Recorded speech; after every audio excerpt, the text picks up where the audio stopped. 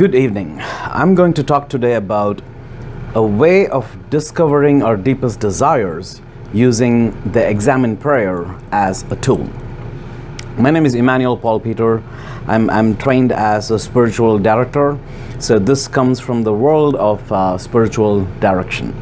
So the Examen Prayer was started by Saint Ignatius as a way of examination of consciousness at the end of each day. What I'm doing here is I'm using the Examen Prayer format, and I'm adding a component of discovering our deepest desires. So the idea is that God has created all of us with deep desires, but sometimes things that happen in the world come and obfuscates our deepest desires. So the Examen Prayer is something that I found to be useful to remove some of those obfuscations, to see those obfuscations for what they are, so that we get to discover the deepest desire that God has placed in us. So, and I think this is true to the spirit of Saint Ignatius and the reason why he created the Examen Prayer. So let's kind of look at how the Examen Prayer works. So the Examen Prayer basically is about a set of questions that you ask yourself at the end of each day, and the questions are designed to help you reflect on the day.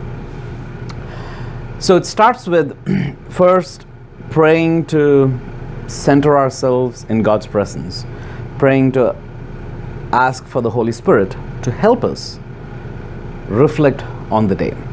So once you pray that, then you go through the list of questions. So what I've done here is I've kept like 5 different questions here.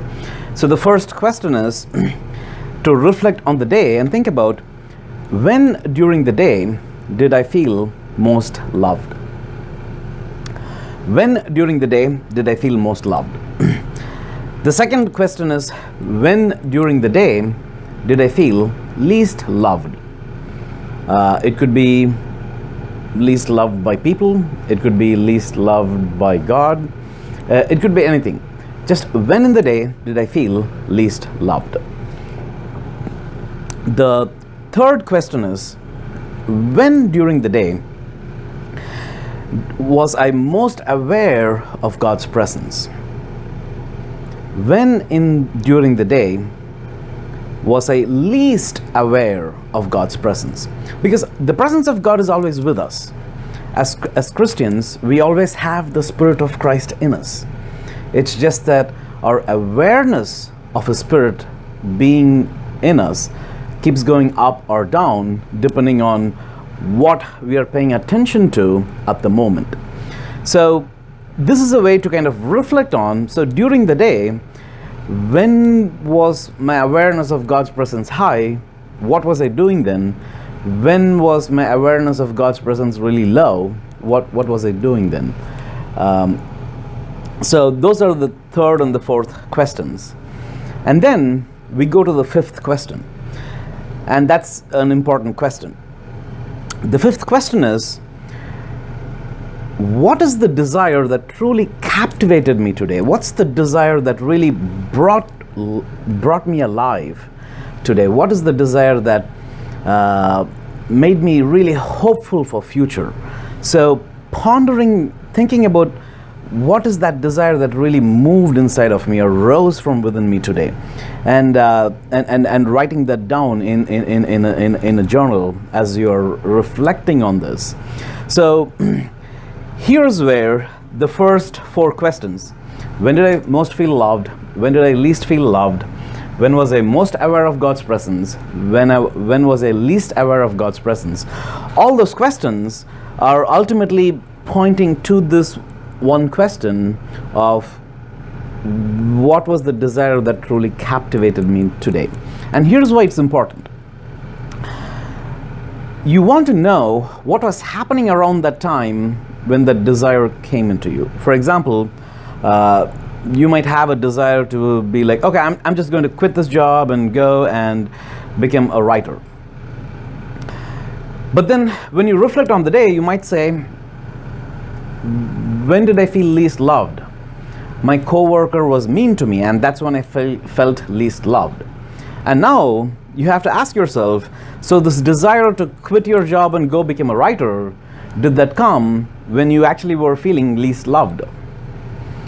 And if so, was it that anxiety of not feeling loved? Was it that anxiety of being treated meanly? Was it that anxiety that was creating in you this desire to quit? Or did the desire to quit and go become a writer come at a time of spiritual tranquility? So, you see what's happening here?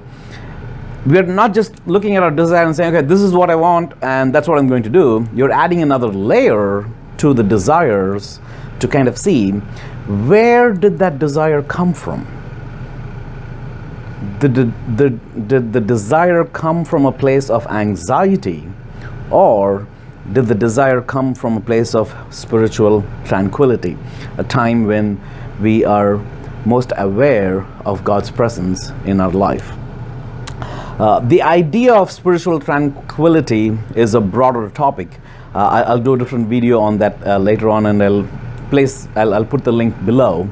But the idea of the prayer of the Examen Prayer is that we are trying to parse through the movement of a spirit during the day, and we are trying to see what are all the events that happen during the day. How did that move my spirit towards more anxiety, towards more calmness, away from God, closer to God's presence, and how did all of that impact my desire for future? When you keep doing this over a period of time, you will eventually find, and you'll start seeing patterns of, oh, when these things happen, my desires keep getting moved this way, and when these things happen, my desires keep moving this way, and that way you'll get a sort of a map of the desires of your heart. So for example, when I was going through my seminary education, I did my master's in divinity.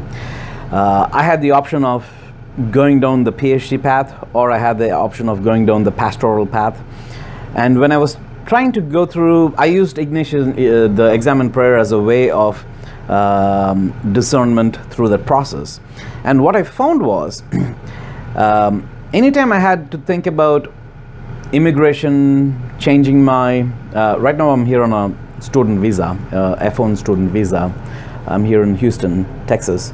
So anytime I was thinking about, oh, the visa immigration process is complicated, the elections are going to change it, things are going to be difficult, then I was finding the PhD option to be more attractive, because if I went down the PhD, if I were to go down the PhD option, then I wouldn't have to change my immigration status, so everything would be fine.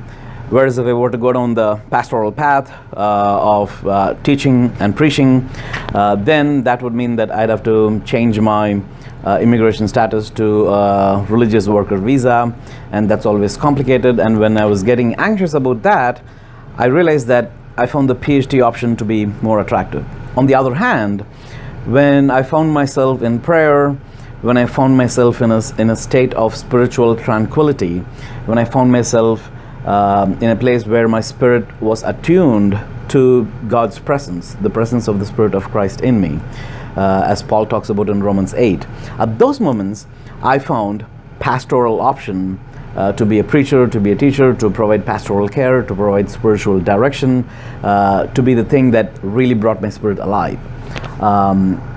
So it was going through this process that helped me parse through those motivations behind those desires, those drives behind those desires.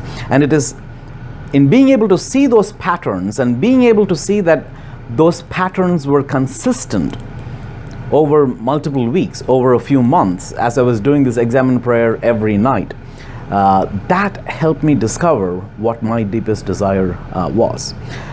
Which is why I find the Examen Prayer to be a really great tool to be able to discover our deepest desires, which sometimes might be obfuscated by the happenings of the world, if you will. So I'll just review this once more.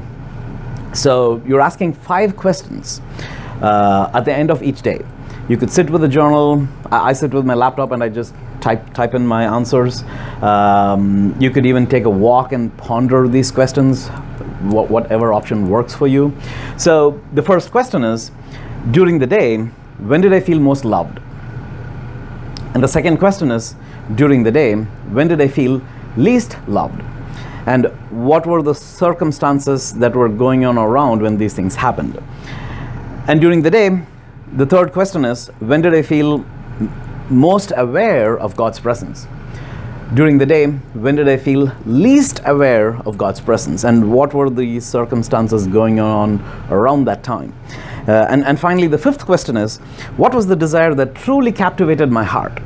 And looking at the fifth question from the point of view of the first 4 questions, so what was happening around the time when this desire really took over me? Was I feeling anxious and not loved, or was I in a state of spiritual tranquility and in God's presence? And doing this over a period of time, every night, is a great way to discover the deepest desires that God has placed in you. Thank you for watching this video. If you like it, if you liked what I had to say, feel free to like the video, feel free to share the video, feel free to subscribe to this channel. I'll keep doing more videos on spirituality and culture. Thank you. See you in another video. Bye.